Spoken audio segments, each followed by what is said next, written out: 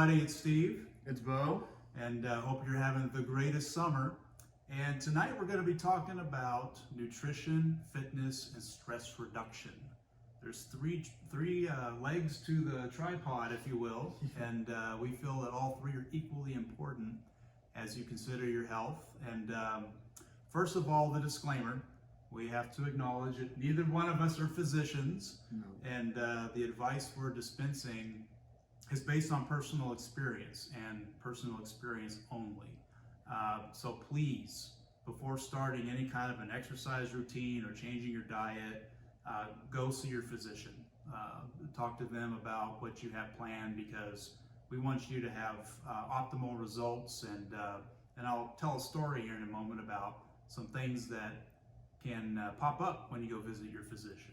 But first and foremost, what's interesting about where we are is Beau being in his early 20s and me in my mid 50s are at different points in our lives. And I used to look like him. I was tall and thin and muscular. And then when I reached the later years of my life, my body changed, and I couldn't get away with eating poorly and not exercising. So we'll talk through how over time our nutrition and fitness plans have changed.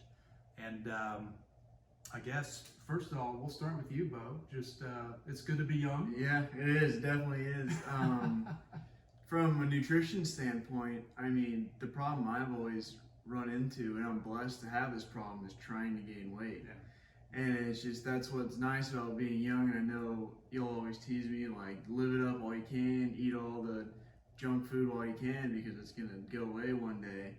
And that's so honest and so true to just being young and being in my state, to where it's, as a 21-year-old, I can wake up, work out for an hour, and then just fill my body with any calories and any amount of protein I want, and then it'll just burn itself off and hopefully look great at the end of the day. And that's just something that I'm blessed to have and have struggles with, is gaining weight. So I know it's gonna fortunately come to an end sometime soon, but I'm living it up while Live it up while you can. Yeah. So I mean, how many days a week do you hit the gym? I try to give myself at least 1 to 2 days off during the week, of just like, because recovery is definitely 50-50 when it comes to working out. Yeah. So it's 50% is the actual working out part, and then 50% is fueling your body and recovering and making sure you're actually maintaining that health that you're looking for, not just trying to look good. Yeah. And I mean, you joke about just eating whatever you want, getting away with it, but I know that you also are conscientious about bringing in proper nutrition into your body, and you take protein powder and some other things. And we kind of talk through how you've supplemented your diet so that you can put on that lean muscle mass. Right. So I try to eat around 3 to 4 meals a day, that's what my body needs to not feel like I'm going to stand up and pass out every time I stand up. So it's just before the gym, I try to get in either a breakfast taco or two, or a breakfast sandwich. So just eggs, bacon, and then any sort of carb to go with it, just so you have that fuel to work out, and that you're not just burning your body fat off, you're just burning food off. So you're not dropping so much weight in the middle of your workout. And then after the workout is where I really just go heavy for the calories and the carbs and the protein, because that's when my body's craving all of that and actually needing that, and it's starting to burn the fat because it's already burned through the food I just ate. So I want to make sure I get as much fuel in my body as possible, so whenever it's producing all that muscle and repairing all the muscle fibers I've torn while working out, it has some energy to build off of. And then after lunch, whether it's a bowl from Chipotle or a giant smoothie from Smoothie King with protein powder in it, I try to limit my eating until around dinner time, just so I'm not constantly full. Yeah. And when it comes time for dinner, like, we usually have a really high protein meal, whether that's a steak or whether that's mom making tacos or getting Honest Mary's like we are tonight. It's just always something that's good to eat. It's never gonna be junk food or anything like that. So I wait until I get to that, so my body has burned through my giant carb and calorie filled lunch, and then get to dinner time, eat that, and then at night before I go to bed, this is the most important thing I found, is I have my protein shakes before I go to bed. Because for me, it's I actually lose weight while sleeping. I didn't know it was possible. I don't know if I'm an avid sleep marathon runner, but I lose about 1 to 2 pounds while sleeping. So putting that protein and those calories in your body overnight so it can burn it off while you're asleep is definitely helped me in maintaining that weight and trying up the scale at least. One thing that I've read, and I have no idea where I read it, but it came into mind when you're describing about losing weight while sleeping. There's several things that happen. One, perspiration, like you may sweat quite a bit, you don't realize it, and that's you watch any mattress ad on TV and they're like, well, change your mattress because over the years it collects all that sweat and all that stuff. It's like, oh. But so apparently, people sweat a lot while they sleep, but also just the respiration while you're breathing. Your body's, burning the fuel and repairing and everything else. And as you breathe, you're exhaling, and even that causes you to lose weight while you sleep. It may not be pounds and pounds, but it adds up over time. It does. So one more question for you is, how much did you weigh in high school and how much do you weigh today? Yeah, so in high school, I always thought I weighed enough, and senior year of high school, I graduated at 150 pounds. 150. I was 6'4", 150 pounds, and looking back on it, I was skinnier than a toothpick. But through my almost 4 years at college, I gained about 30 pounds, give or take. Sometimes I've weighed more, sometimes I've weighed less, just on how much I'm eating or working out or how busy I am. But since high school, I've gained around 30 pounds of good muscle, and I think healthy muscle. And that's just from consistency and just doing not necessarily the same thing every day, but just staying consistent with working out and getting the calories you need and the protein you need, and just keeping up with it. And that's the hardest part for people, is they start it, they see no progress in the first month, and they're like, well, this isn't for me. Right, yeah. But it's just, you have to stick with it, Yep. and you'll see the results. Yeah, outstanding. Well, obviously good to be young and a good problem to have, trying to put on the pounds, but that also is part of your bloodline. I mean, I went through the same thing. I was tall and skinny in high school, and then didn't really start filling out till I got into college. Because I think the way our genetics work in our family is our body uses our nutrition to grow up. And we all tend to be pretty tall in our family, and then you fill out. You put meat on those bones when you get into your late teens and early 20s. So, well, keep it up. You're looking good. Appreciate it. And now we'll transition to what you can expect down the road. What to look forward to. Yeah. Because again, genetics play a big role in everything that you do. And how you turn out over the years. So my story, I get a lot of mail from folks who pay attention to our podcast, and they're always saying, Steve, how do you stay so thin and sexy? Obviously, I made that up. I got 0 letters asking me those questions. I wish I did. No, in all seriousness, I noticed when I got into my 40s that I started putting on the spare tire, like a lot of guys do, and that was despite the fact that I've been a runner my whole life. When you were a baby, I used to push you in a stroller, put you to sleep at night, a jogging stroller. I ran marathons. I enjoy, that's my stress release, is get outside and exercise. And that always kept me relatively thin. But then, like I said, even though I kept running through my 40s and into my 50s, I would consistently put on the pounds. And, I've got plenty of photos of standing with friends or family or come seeing you guys at school and stuff. And I'm always like sucking in the gut, and trying. And even when I did that, I still was like, man, I don't like the way I look.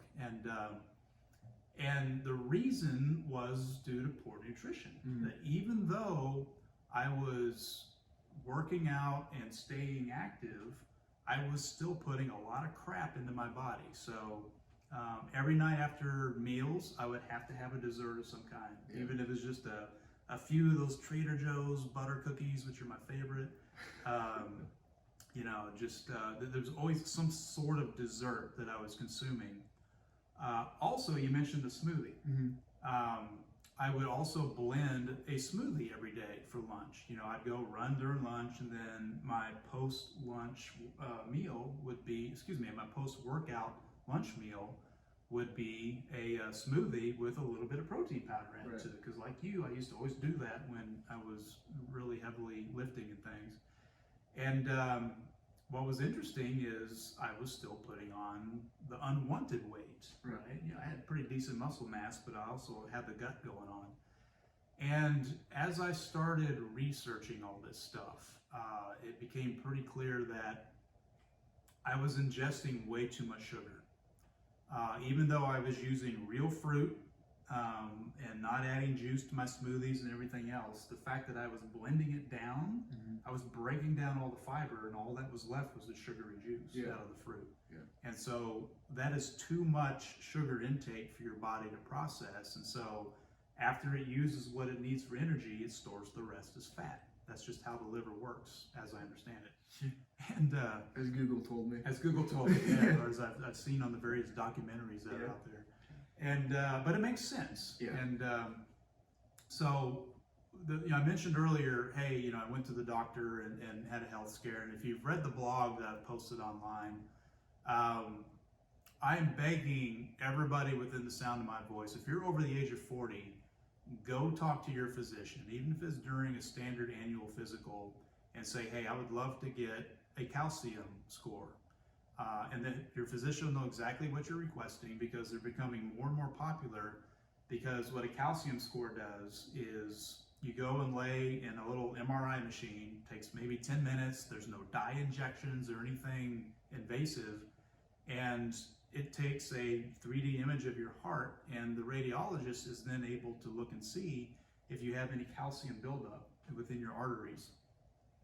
And in the last one that I did, it came back and showed that the left anterior descending artery was developing plaque. And this is despite me being active and running and eating right and everything else. So that's in your blood, son. That's part of genetics. And it turns out that my grandmother had really, really high bad cholesterol. And again, love you, Grandma. Not blaming you by any stretch, but it's what's handed down in the bloodline. So it's important that you be aware of these things. And it's something for you to keep an eye on as you go throughout your life. And again, enjoy being young, and have those smoothies and have that protein shake. But also be mindful that over the years, you're going to accumulate bad habits in the form of things like plaque buildup in your arteries.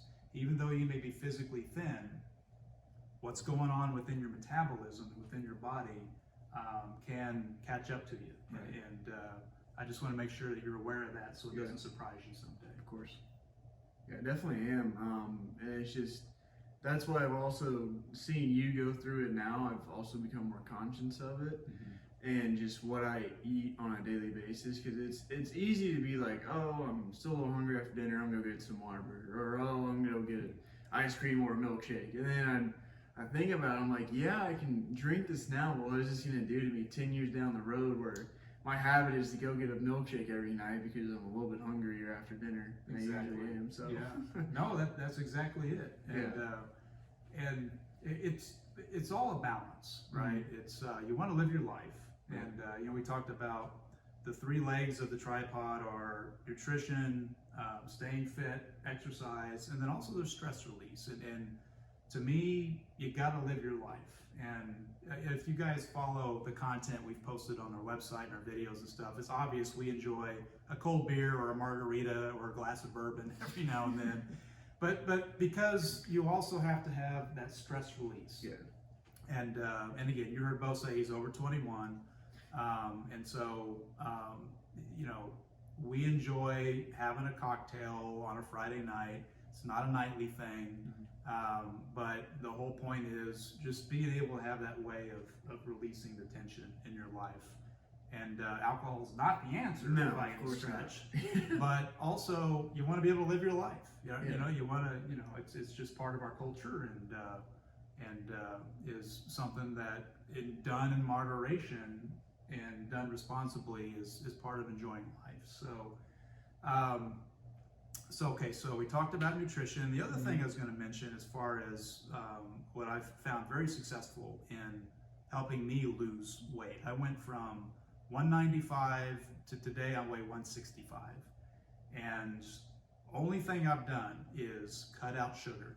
And if you cut out sugar from your diet, you find that you've eliminated most processed foods. You find that no more bread, no more cereals, no more sodas, no more fruit juice. I mean, you'd be surprised where all sugar shows up. Yeah.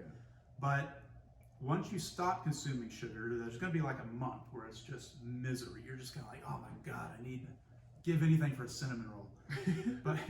but if you stick with it, then suddenly your body adjusts and you stop having those cravings. Mm-hmm.